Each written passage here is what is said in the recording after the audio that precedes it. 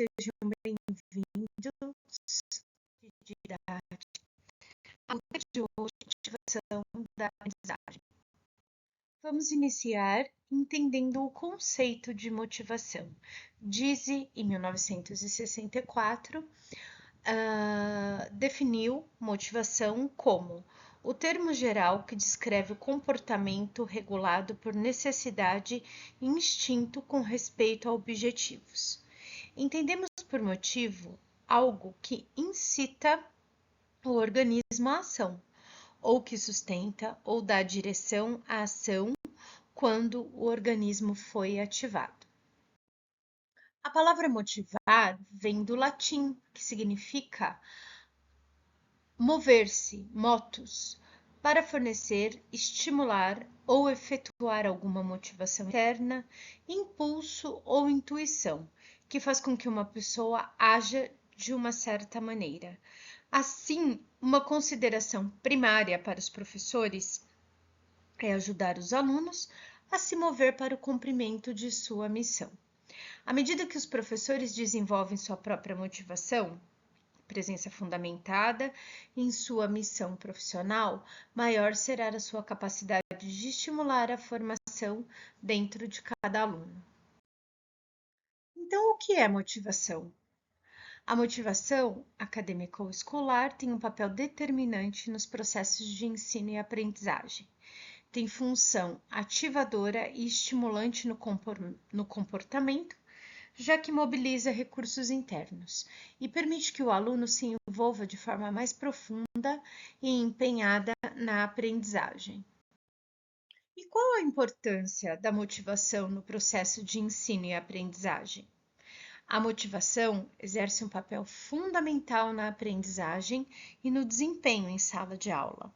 Ela pode afetar tanto a nova aprendizagem quanto o desempenho de habilidades, estratégias e comportamentos previamente aprendidos.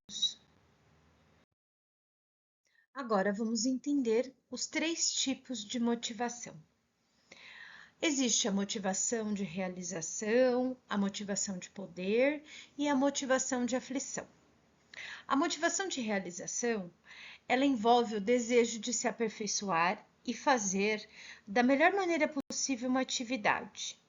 Já a motivação de poder envolve o desejo de obter e exercer influência nos relacionamentos interpessoais. E, por fim, a motivação de filiação envolve o desejo de se sentir integrado em um grupo e o desejo de pertencer. Quando falamos de motivação para aprendizagem, ela tornou-se uma chave da educação. A sua ausência representa a queda de qualidade no processo de ensino e aprendizagem. Alunos motivados a aprender estão aptos a se engajar em atividades que acreditam que os ajudarão a aprender como acompanhar cuidadosamente a instrução, organizá-la mentalmente e ensaiar o material a ser aprendido.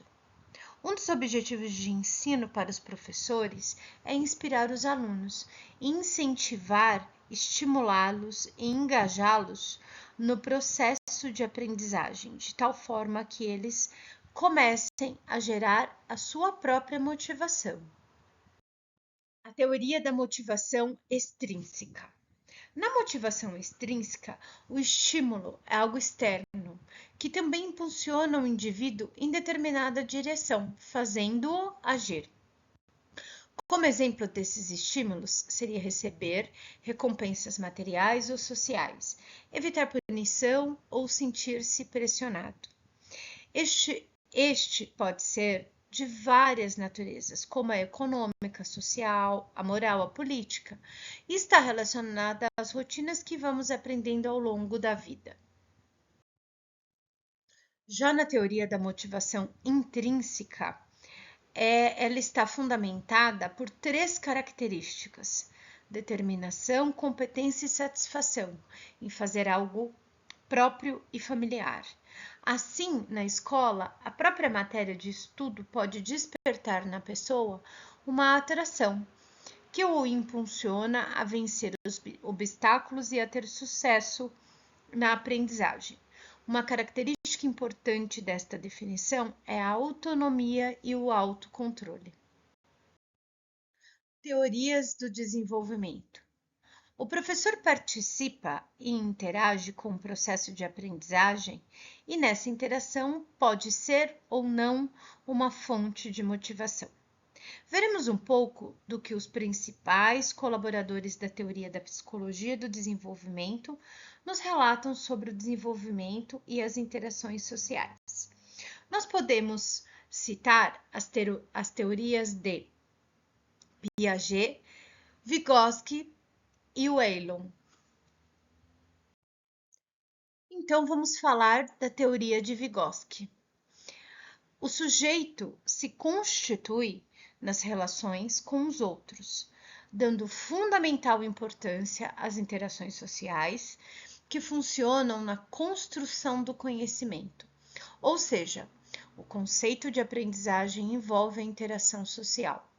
Vygotsky identifica 2 níveis de desenvolvimento: o nível real, que são as conquistas já realizadas, e o nível potencial, que se refere ao que a criança é capaz de fazer com a ajuda de outra pessoa. Portanto, o professor e sua função de aprendizado seria justamente criar uma zona de desenvolvimento proximal, pois somente com essa interação a criança conseguiria se desenvolver nesta perspectiva. O professor seria a principal fonte de motivação. Já na teoria de Piaget, o desenvolvimento humano está ligado a 2 fatores: o da hereditariedade e o da adaptação biológica, pelo qual depende a evolução do sistema nervoso e das interações sociais. Assim, para Piaget, a criança aprende por si mesma o que não foi lhe ensinado e o que ela descobrirá sozinha. O desenvolvimento da inteligência se desenvolve em uma ordem por estágios. Uma descoberta envolve assimilação e acomodação das estruturas cognitivas. A direção do desenvolvimento, então, é por meio do equilíbrio progressivo. Assim, Piaget relata que os outros fatores de desenvolvimento, hereditariedade, experiência física e transmissão social, são condições necessárias, mas não suficientes para o desenvolvimento. Já o Whelan nos apresenta outra ideia ao discutir a formação dos professores. Elas devem estar pautadas em suas próprias experiências pedagógicas. Ele aponta 2 questões que se deve prestar atenção: a disposição que a criança apresenta, dependendo de sua idade e das aptidões que exige e exerce cada disciplina. O Whelan acredita que deve-se considerar as características de cada matéria, conseguindo assim investigar os melhores meios para que os conteúdos sejam passados para a criança. Portanto, o papel do professor é diferente daquele proposto pelas outras teorias. Ele não fica restrito ao acompanhamento das etapas. Ele interfere em todos os sentidos no processo de desenvolvimento, através da aprendizagem que proporciona à criança. Portanto, ele exerce um papel fundamental na motivação para a aprendizagem. Então, como podemos pensar em criar interesses? Podemos pensar proporcionando a descoberta. O aluno deve ser desafiado para que deseje saber. E uma forma de criar esse interesse é dar a ele a possibilidade de descobrir, desenvolvendo nos alunos uma atitude de investigação, uma atitude que garanta o desejo mais duradouro de saber, de querer saber sempre. Desejar saber deve passar a ser um estilo de vida. Essa atitude pode ser desenvolvida com atividades muito simples, que começam pelo incentivo à observação da realidade próxima ao aluno, por exemplo, a sua vida cotidiana, os objetos que fazem parte do seu mundo físico e social. Essas observações sistemáticas vão gerar dúvidas. Por que as coisas são como são? E aí é preciso investigar e descobrir. Falar com o aluno sempre numa linguagem acessível, de fácil compreensão. Os exercícios e tarefas deverão ter um grau adequado de complexidade. Tarefas muito difíceis que geram fracassos e tarefas muito fáceis que não o desafiam levam à perda do interesse. O aluno não fica afim. Compreender a utilidade do que está sendo aprendido é também fundamental. Não é difícil para o professor estar sempre retomando em suas aulas a importância e utilidade que o conhecimento pode ter para o aluno. Somos sempre a fim de aprender coisas que são úteis e que tenham sentido para a nossa vida. E agora, para fazer o fechamento dessa aula, eu vou falar um pouquinho das considerações finais.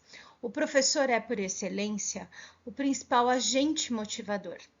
Ele precisa estar motivado, ter compromisso pessoal com a educação, demonstrar dedicação, entusiasmo, amor e prazer no que faz.